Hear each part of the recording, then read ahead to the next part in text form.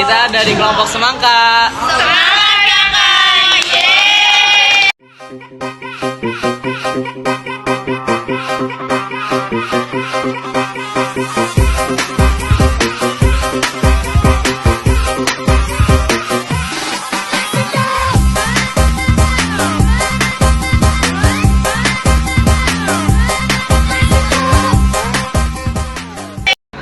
Teknologi ramah lingkungan. Coba perhatikan alat transportasi di sekitarmu seperti mobil, motor, kapal. Semua transportasi membutuhkan energi, bukan?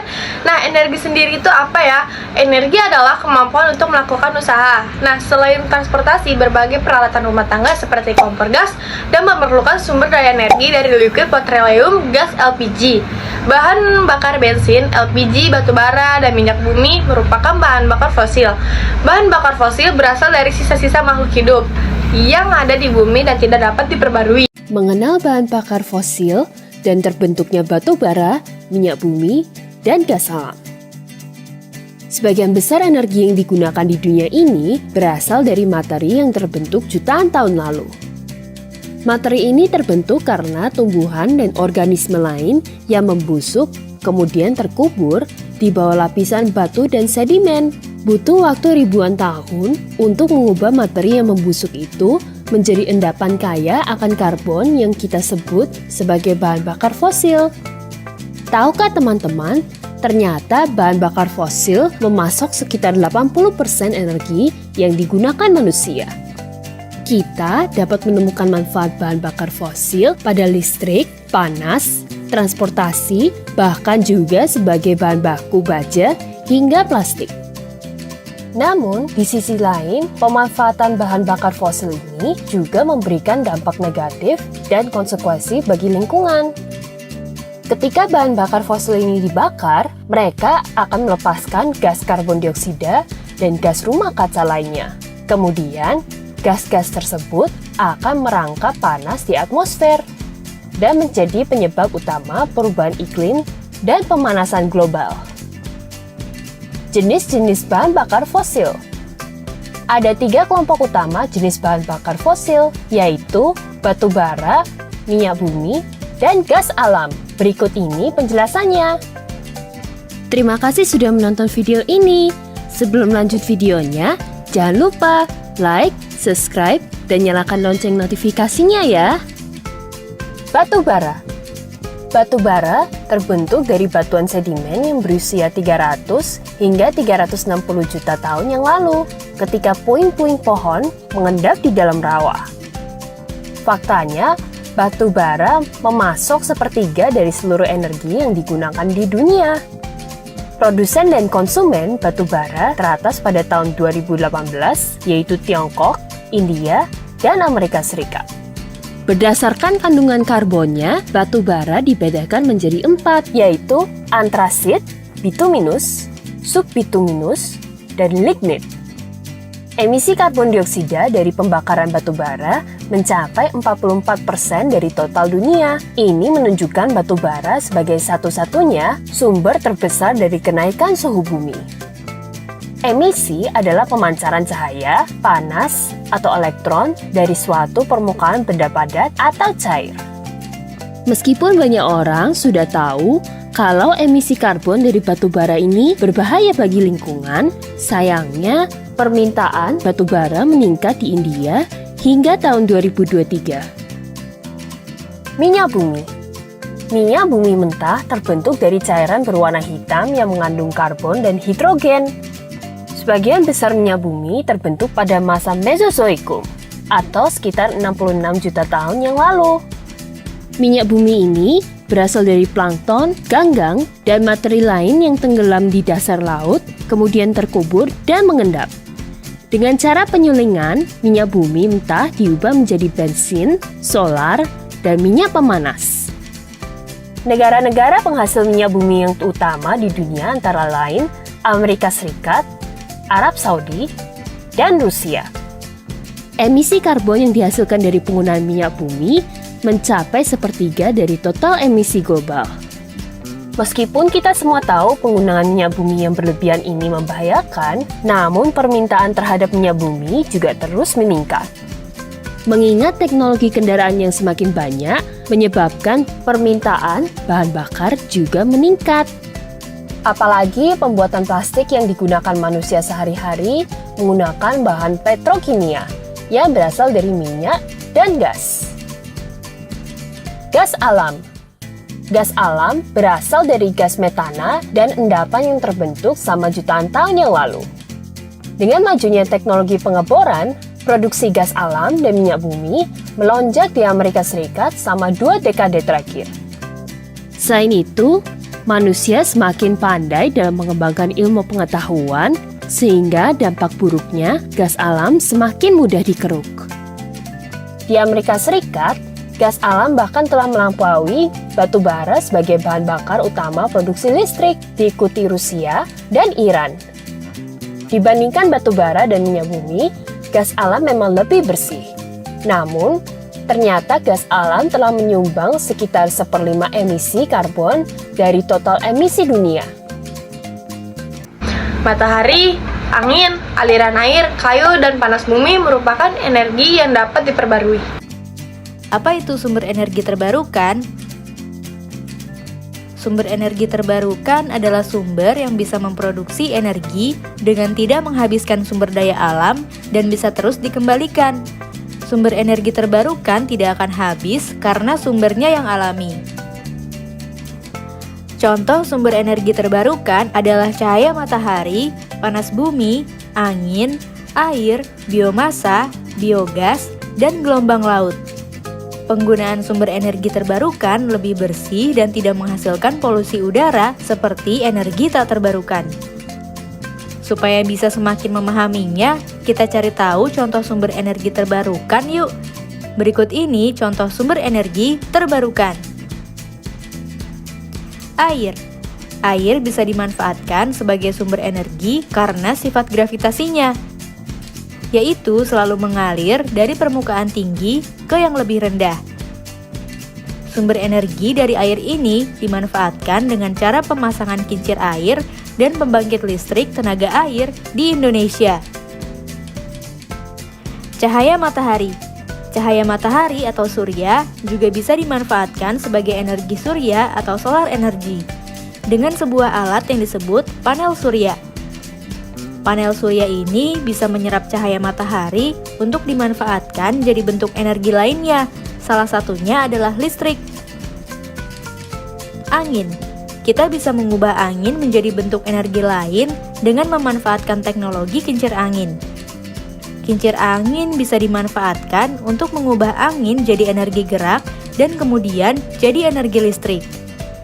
Jenis energi ini hampir bisa dilakukan di seluruh dunia, karena angin ada di seluruh dunia. Panas bumi. Jenis energi yang satu ini asalnya dari dalam inti bumi yang panas. Teknologi panas bumi atau geothermal biasanya dipasang di dekat gunung berapi yang masih aktif. Biomasa. Sumber energi biomasa berasal dari bahan organik yang asalnya dari makhluk hidup seperti hewan atau tumbuhan.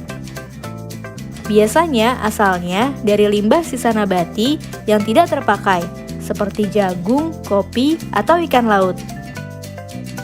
Hasil pengolahan ini bisa dijadikan bahan bakar pengganti minyak. Gelombang laut. Pasang surut air laut juga bisa menjadi sumber energi terbarukan yang diubah jadi energi listrik. Alat yang digunakan untuk mengubah energi kinetik dari gelombang laut ini adalah turbin. Turbin pembangkit listrik ini hanya bisa diletakkan di laut yang memiliki ombak besar. Nah, teman-teman, itu dia pengertian sumber energi terbarukan beserta contohnya. Penemuan mesin uap. Pada tahun 1179, seorang ilmuwan asal Skotlandia, James Watt, menemukan mesin uap. Mesin uap adalah mesin yang mengubah energi panas uap menjadi energi mekanik digunakan pompa, lokomotif, dan kapal. Teknologi pengeboran minyak bumi. Teknologi pengeboran minyak bumi pertama kali ditemukan pada tahun 1859. Minyak bumi dipompa keluar dari dasar bumi Pennsylvania. Kemudian ditemukan teknologi destilasi minyak bumi menjadi bahan bakar seperti bensin, solar, aftur, dan beberapa jenis lainnya. Tahukah kamu, keberadaan minyak bumi juga memiliki beberapa dampak pada lingkungan, salah satunya pencemaran udara.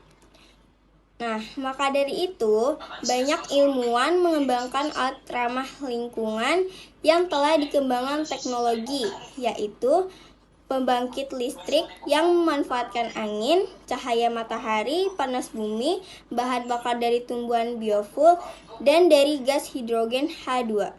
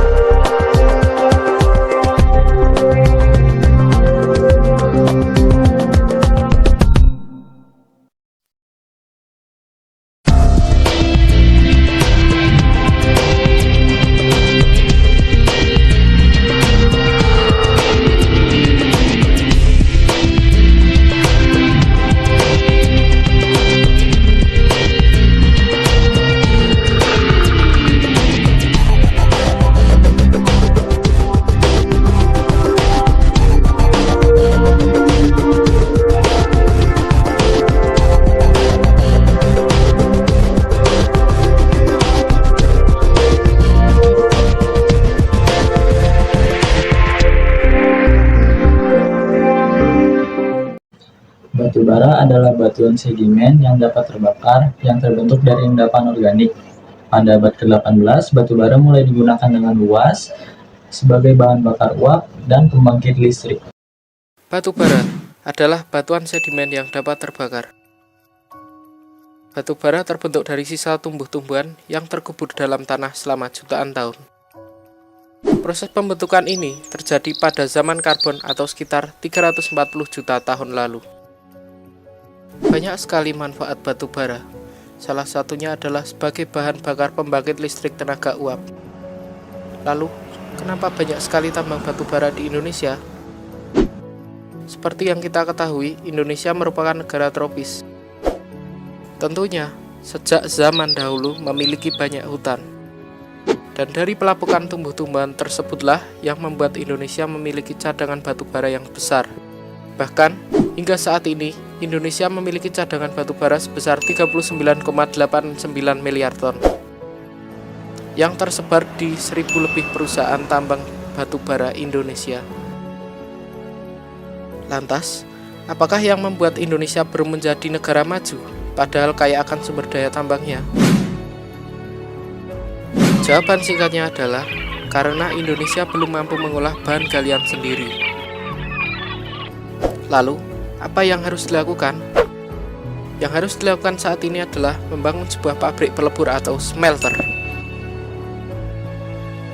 Namun, smelter membutuhkan energi yang sangat besar. Dan energi yang sangat besar tersebut adalah nuklir. Akan tetapi, banyak sekali penolakan-penolakan terhadap pembangunan energi nuklir di Indonesia. Lalu, apakah selamanya Indonesia akan seperti ini? Jawabannya ada pada kita sebagai generasi penerus bangsa. Penemuan mobil berbahan bakar bensin pada tahun 1885, Carl Friedrich Benz II, seorang sarjana dari Jerman, membuat mobil berbahan bakar bensin. Dan di tahun 1990, lebih dari 40% kebutuhan energi dunia diambil dari minyak bumi sebagai bahan bakar untuk industri dan transportasi. Teknologi ramah lingkungan atau sering disebut dengan sustainable technology atau green technology merupakan bentuk penerapan teknologi yang memperhatikan prinsip-prinsip pelestarian lingkungan. Teknologi ramah lingkungan bertujuan untuk membantu manusia memenuhi kebutuhan dan menghasilkan barang dan jasa dengan tetap menjaga pelestarian lingkungan. Suatu teknologi ramah lingkungan jika memenuhi syarat tertentu yaitu 1. Tidak menghasilkan limbah berbahaya bagi manusia dan lingkungan hidup. 2. Menggunakan bahan yang dapat didaur ulang. 3. Sumber energi dari alam seperti sinar matahari, angin, dan air. Teknologi ramah lingkungan. Dahulu, nenek moyang kita masih menggunakan lilin atau lampu minyak sebagai sumber penerangan di malam hari. Bepergian pun masih terbatas karena belum ada kendaraan yang menggunakan mesin. Tapi, seiring perkembangan teknologi, lampu minyak diganti dengan lampu listrik yang lebih terang dan praktis. Bepergian pun menjadi lebih mudah dan cepat dengan adanya kendaraan bermesin seperti motor dan mobil. Kebutuhan listrik dan bahan bakar pun jadi makin banyak. Sumber energi utama yang digunakan berasal dari energi fosil, yaitu batu bara dan minyak bumi, yang ternyata menyebabkan masalah lingkungan seperti pencemaran dan pemanasan global. Jika tidak segera diatasi, masalah lingkungan ini bisa mengancam kehidupan di bumi loh, karena bisa menyebabkan kekeringan, penyebaran penyakit, gagal panen, dan bencana alam. Supaya semua hal buruk itu tidak sampai terjadi, dikembangkanlah teknologi ramah lingkungan. Prinsip teknologi ini adalah memanfaatkan sumber energi yang dapat diperbarui dan sedikit menghasilkan limbah. Prinsip teknologi ramah lingkungan bisa diterapkan dalam berbagai bidang. Di bidang energi, dikembangkan pembangkit listrik dari energi matahari, air, angin, dan panas bumi. Sumber-sumber energi tersebut tidak akan habis dan hanya menghasilkan sedikit limbah. Energi cahaya matahari dapat diubah menjadi energi listrik menggunakan panel surya. Listrik yang dihasilkan dapat disimpan di dalam baterai. Teknologi panel surya ini cocok untuk wilayah Indonesia dengan cahaya matahari yang berlimpah. Salah satu contoh pembangkit listrik tenaga surya berada di Desa Wineru, Provinsi Sulawesi Utara. Sumber energi lainnya adalah energi gerak air. Air ditampung dalam bendungan dan kemudian dialirkan melalui pipa ke tempat yang lebih rendah. Gerak aliran air ini akan menyebabkan turbin dari generator berputar, sehingga dapat dihasilkan listrik. Salah satu contoh pembangkit listrik tenaga air adalah PLTA Waduk Cirata di Jawa Barat. Energi gerak dari ombak atau pasang surut air laut juga dapat dimanfaatkan sebagai pembangkit listrik. Arus air dan perbedaan ketinggian air laut dapat digunakan untuk memutar turbin dan menghasilkan listrik. Beberapa contoh daerah yang berpotensi karena memiliki kecepatan arus cukup tinggi adalah Selat Larantuka di Nusa Tenggara Timur. Energi gerak dari angin juga dapat memutar kincir turbin yang terhubung dengan generator listrik. Salah satu contoh pembangkit listrik tenaga angin berada di Kabupaten Sidrap, Sulawesi Tengah. Sumber energi lainnya adalah panas bumi atau geotermal. Indonesia memiliki sekitar 40% cadangan panas bumi dunia. Potensi yang besar ini harus dimanfaatkan sebaik mungkin.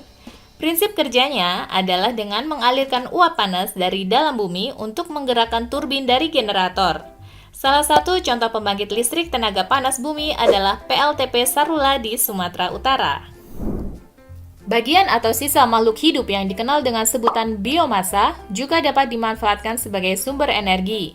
Karena berasal dari makhluk hidup, energi ini dapat terus diperbarui. Biomasa terdiri dari 3 jenis. Biogas berasal dari fermentasi kotoran hewan dengan bantuan bakteri.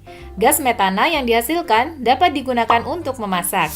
Bioetanol berasal dari pengolahan gula tanaman seperti jagung, gandum, dan kentang. Bioetanol digunakan sebagai pengganti bensin.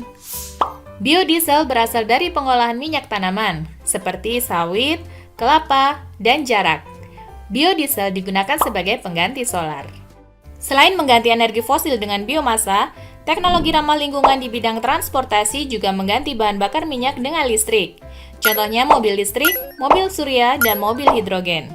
Perbedaan ketiga mobil adalah pada sumber listriknya. Mobil listrik mendapatkan listrik langsung dari stasiun pengisian daya yang kemudian disimpan dalam baterai. Mobil surya mendapatkan listrik dari cahaya matahari yang ditangkap oleh panel surya. Sedangkan mobil hidrogen mendapatkan listrik dari proses elektrokimia gas hidrogen dalam sel bahan bakar. Teknologi ramah lingkungan di bidang industri adalah biopulping.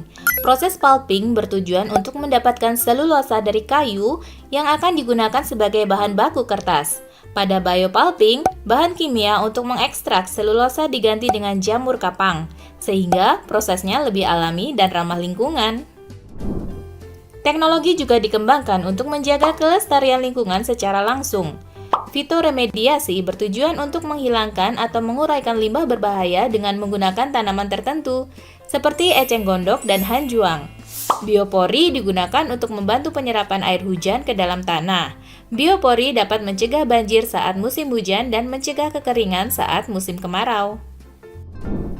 Teknik pengolahan air sederhana dapat menggunakan beberapa lapisan bahan, seperti pasir, kerikil, batu, arang, ijuk, atau sabut kelapa dan spons. Air akan melewati lapisan-lapisan tersebut dan tersaring, sehingga dihasilkan air bersih. Air laut dapat dimanfaatkan sebagai sumber air bersih dengan teknologi osmosis balik. Teknologi ini mengubah air laut menjadi air tawar. Prinsipnya dengan memberikan tekanan dari luar, air dari larutan yang pekat akan mengalir ke larutan yang encer. Air dari air laut akan mengalir dan lolos dari membran semi-permeable, sedangkan garam tidak bisa lolos dan terpisah dari air. Setelah belajar tentang teknologi ramah lingkungan, kita jadi tahu ya, kalau aktivitas sehari-hari kita ternyata banyak yang menyumbangkan kerusakan lingkungan. Karena kita tetap harus beraktivitas, kita bisa melakukan hal-hal yang mengurangi dampak kerusakan lingkungan. Contohnya menggunakan kendaraan umum atau sepeda, serta menghemat penggunaan listrik dan air. Kita juga bisa bersyukur karena sudah ada banyak teknologi ramah lingkungan, dan mendukung penggunaan teknologi ini kalau memang ada di daerah sekitar. Sikap ini yang namanya berakhlak pada alam dan sesama manusia,